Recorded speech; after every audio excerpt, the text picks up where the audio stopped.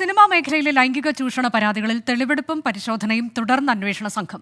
മുകേഷിനും ഇടവേള ബാബുവിനുമെതിരായ പരാതിയിൽ താരസംഘടന അമ്മയുടെ ഓഫീസിൽ പോലീസ് പരിശോധന നടത്തി. സിദ്ദിഖിനെതിരായ പരാതിയിൽ തിരുവനന്തപുരത്തെ മാസ്കോട്ട് ഹോട്ടലിൽ പരാതിക്കാരിയുമായി അന്വേഷണ സംഘം എത്തി. തനിക്കെതിരെയുള്ളത് വ്യാജ ആരോപണമാണെന്നാണ് അമേരിക്കയിലുള്ള നടൻ ജയസൂര്യയുടെ പ്രതികരണം.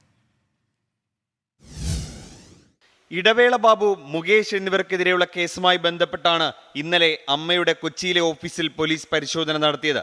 2 മണിക്കൂറോളം പരിശോധന നീണ്ടു. അമ്മയിൽ അംഗത്വമെടുക്കാനെത്തിയപ്പോൾ ഇടവേള ബാബുവിൽ നിന്ന് ദുരനുഭവമുണ്ടായി എന്ന പരാതിക്കാരിയുടെ മൊഴിയുടെ അടിസ്ഥാനത്തിലായിരുന്നു പരിശോധന. ഇടവേള ബാബുവിന് അന്ന് സംഘടനയുടെ ഔദ്യോഗിക ചുമതല ഉണ്ടായിരുന്നുവെന്ന് വ്യക്തമാക്കുന്നതും ആ സമയത്ത് മുകേഷ് എക്സിക്യൂട്ടീവ് കമ്മിറ്റിയിൽ ഉണ്ടായിരുന്നുവെന്ന് തെളിയിക്കുന്നതുമായ രേഖകൾ അന്വേഷണ സംഘം അമ്മ ഓഫീസിൽ നിന്ന് പിടിച്ചെടുത്തു. സിദ്ദിഖിനെതിരായ ബലാത്സംഗ കേസിൽ പരാതിക്കാരിയുമായി തിരുവനന്തപുരം മസ്കോട്ട് ഹോട്ടലിലും പോലീസ് തെളിവെടുപ്പ് നടത്തി. പീഡനം നടന്നത് 101D എന്ന മുറിയിലാണെന്ന് പരാതിക്കാരി സ്ഥിരീകരിച്ചു. പരാതിക്കാരിക്കൊപ്പം ഉണ്ടായിരുന്ന സുഹൃത്തിൻ്റെയും മൊഴി പോലീസ് രേഖപ്പെടുത്തി. പരമാവധി തെളിവുകൾ ശേഖരിച്ച ശേഷമാകും സിദ്ദിഖിനെ ചോദ്യം ചെയ്യുക. അതിനിടെ 2 ലൈംഗിക അതിക്രമ കേസുകളിൽ പ്രതിയായ ജയസൂര്യ ഇതാദ്യമായി പ്രതികരണവുമായി രംഗത്തെത്തി.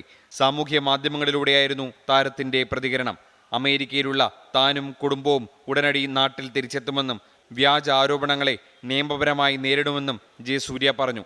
പാപം ചെയ്യാത്തവർ കല്ലെറിയട്ടെ എന്ന അടിക്കുറിപ്പോടെയായിരുന്നു ജയസൂര്യയുടെ പ്രതികരണം. 24 തിരുവനന്തപുരം.